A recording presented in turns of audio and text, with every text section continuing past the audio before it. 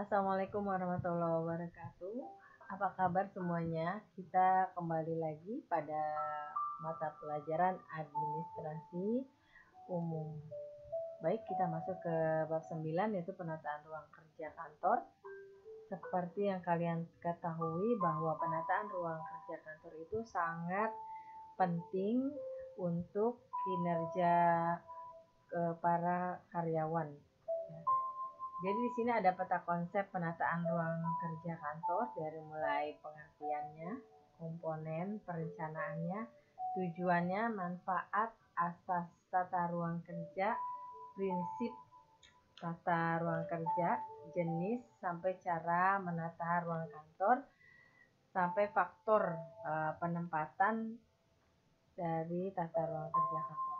Baik, kita masuk ke materi yang pertama, itu pengertian tata ruang kerja kantor, di mana tata ruang kantor adalah penyiapan atau penggunaan secara terperinci terhadap peralatan yang ada di dalam suatu kantor. Jadi ada penggunaan bangku, meja, komputer, peralatan yang ada di kantor semuanya. Jadi istilah tata ruang kerja kantor berasal dari bahasa Inggris yaitu office layout. Jadi ada beberapa ahli, dia mendefinisikan tata ruang kerja kantor seperti Delianci dalam bukunya Administrasi Perkantoran Modern. Dia mendefinisikan bahwa tata ruang yaitu sebagai penyusunan alat-alat pada letak yang tepat. Ya, jadi alat-alatnya diletakkan pada tempat yang tepat, serta pengaturan kerja yang memberikan kepuasan bekerja bagi para pegawainya. Jadi untuk kepuasan para pekerjanya. Ini ada beberapa ahli lagi, yaitu menurut C.L. Littlefeld dan R.L. Patterson, Justeri, sampai dengan Ida Noraida dan Kibble ya, yang mengatakan bahwa penggunaan ruang kerja secara efektif mampu memberikan kepuasan kepada pegawai terhadap pekerjaan yang dilakukannya dan memberikan kesan yang mendalam bagi pegawainya. Ya, itu menurut si Kibble. Ya, jadi lanjut lagi. Yang B yaitu komponen perencanaan tata ruang kantor. Ya, di sini ada gambar di mana penerangan yang baik mampu menurunkan tingkat stres pegawai. Dia jadi mempengaruhi. Jadi komponennya apa saja sih? Yang pertama itu pekerjaan yang harus dilaksanakan. Jadi pekerjaan itu atau tugas-tugas yang ada di kantor yang harus dilaksanakan oleh si pegawai. Terus yang kedua, proses yang digunakan, ya. Proses yang digunakan dari mulai dia merencanakan tugasnya sampai dengan pelaksanaannya dan sampai pada saat finishing terakhirnya. Yang ketiga, peralatan mesin yang digunakan. Peralatan mesin yang seperti apa yang digunakan? Komputer, laptop, ya, mesin fotokopi atau ATK lain. Yang keempat, ruangan yang tersedia. Jadi ada beberapa ruangan yang tersedia di dalam satu kantor. Ada ruangan ruang tamu untuk menunggu, ya, ruang bagian administrasi, personalia, bagian marketing, sampai dengan pimpinan. Yang kelima yaitu penerangan yang tersedia. Jadi di penerangan itu juga sangat mempengaruhi ya dalam perencanaan tata ruang kerja kantor. Biasanya kalau di kantor-kantor itu harus lebih terang ya, karena dia dapat menurunkan tingkat stres pegawai. Yang keenam yaitu pegawai yang melaksanakannya. Jadi ada pegawai yang mengerjakan itu semua. Ya. Lanjut ke tujuan tata ruang kantor. Tujuannya di sini ada beberapa tujuan tata ruang kantor. Yang satu, memberikan kenyamanan kepada pegawai ya, sehingga nyaman dalam bekerja. Jadi tujuannya untuk pegawainya lebih nyaman. Terus jadi memanfaatkan ruangan kantor dengan maksimal. Jadi tidak ada ruang semua ruang itu berguna ya. Jadi Dan yang ketiga, memudahkan arus komunikasi atau arus kerja. Yang keempat, memudahkan dalam pengawasan, ya, dalam mudah mengawasinya. Dan yang kelima yaitu memberikan pelayanan baik kepada rekan kerja maupun pelanggan. Yang keenam, memudahkan gerak pegawai dalam bekerja kalau penataannya bagus, ya, dan menjauhkan dari kebisingan yang terjadi di dalam satu kantor. Memang tidak boleh bising karena harus kerja secara konsentratif dan memberikan pencitraan yang baik kepada pelanggan. Jadi sebagai bahan untuk penarik daripada pelanggan yang lain, ya. Kita lanjut lagi, manfaat tata ruang kerja kantor. Apa sih manfaat tata ruang kerja kantor? Yang pertama, mengoptimalkan penggunaan ruangan yang ada secara efektif. Ya, jadi dioptimalkan penggunaannya. Terus untuk mengembangkan lingkungan kerja yang nyaman, bagaimana sih? Terus menjamin efisien arus kerja dalam kantor lebih efektif dan meningkatkan produktivitas para pegawai, ya. Terus yang memberikan kesan positif dan kenyamanan bagi pelanggan. Ya, jadi orang bisa melihat, ya, seperti itu.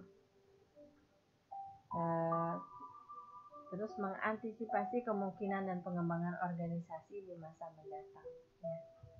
Selanjutnya yaitu prinsip tata ruang kerja kantor. Prinsipnya bagian di sini ada beberapa prinsipnya, yaitu bagian dan fungsi kerja yang berhubungan ditempatkan berdekatan. Terus pekerjaan dilakukan secara berkesinambungan dalam garis lurus, jadi antara pimpinan dengan bawahannya. Alur kerja untuk pegawai harus sederhana, jadi tidak tidak sulit, ya. Koordinasinya lebih mudah. Perlengkapan kantor diletakkan dekat pegawai yang menggunakan, ya, alat-alat kantor itu lebih dekat lagi dari pegawainya agar tidak tidak susah dan lebih baik gitu, lebih terperinci lagi. Terus perhatikan cahaya, sebaiknya tidak ada pegawai menghadap cahaya langsung. Meja dan kursi dalam satu bagian mempunyai ukuran yang sama, jadi tidak ada yang berbeda. Sampai tugas pekerjaan yang berhubungan dengan masyarakat di bagian depan, bisa kalau bagian pelayanan di depan, ya. Jadi yang selanjutnya supaya tidak terjadi kebisingan, ya, pekerjaan dijauhkan dari yang ditempatkan dengan jendela, jadi membutuhkan konsentrasi. Selanjutnya itu asas-asas tata ruang kerja. Asas-asas yaitu yang pertama, asas jarak terpendek.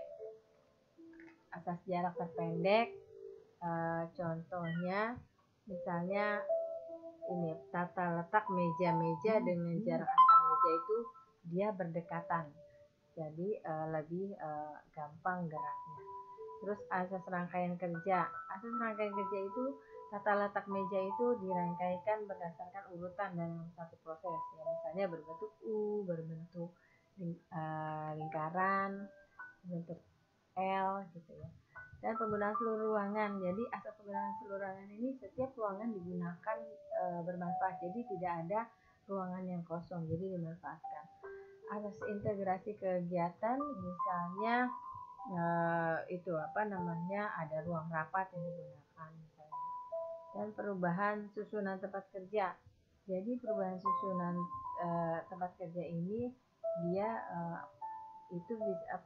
tidak gampang merubahnya, ya, atau disusun kembali itu bisa untuk mengurangi budget, ya, dari segala kemungkinan.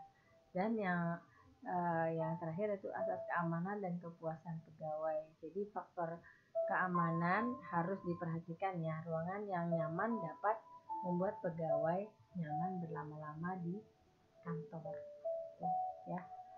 Jadi di sini ada beberapa jenis tata ruang kantor. Tata ruang kantor tertutup ini contohnya, ya, atau closed plan office, ya. Tata ruang kantor tertutup ini dia tertutup semuanya. Terus tata ruang kantor terbuka, kita lihat di sini ada gambarnya, ini terbuka, jadi dari bagian atau bagian terbuka, ya, jadi open place office. Sampai yang ketiga, tata ruang kantor berhias atau berpanorama landscape office, ini seperti ini.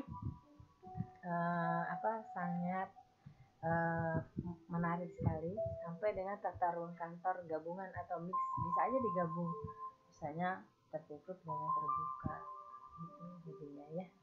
Lanjut yang G, faktor penempatan ruang kantor.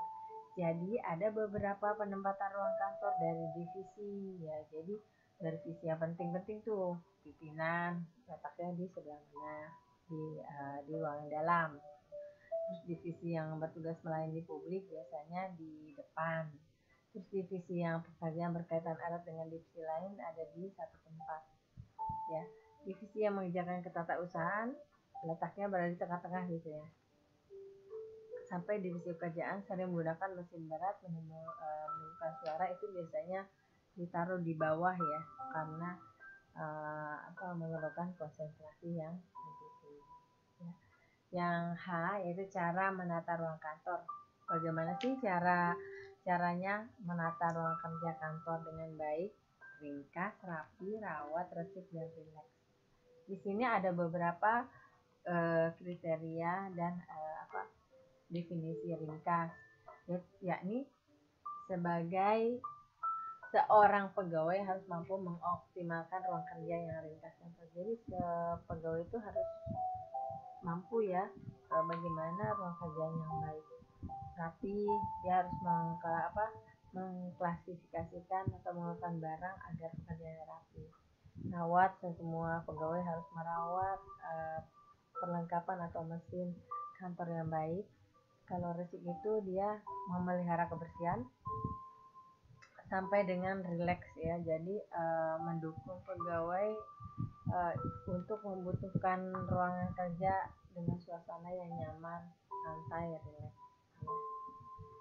Itu saja materi dari Ibu. Ini ada beberapa latihan soal, kalian kerjakan, jawabnya kalian tulis di buku. Setelah itu kalian foto dan kalian upload ke aplikasi Gtek pada kategori latihan. Selamat mengerjakan dari Ibu. Assalamualaikum warahmatullahi wabarakatuh.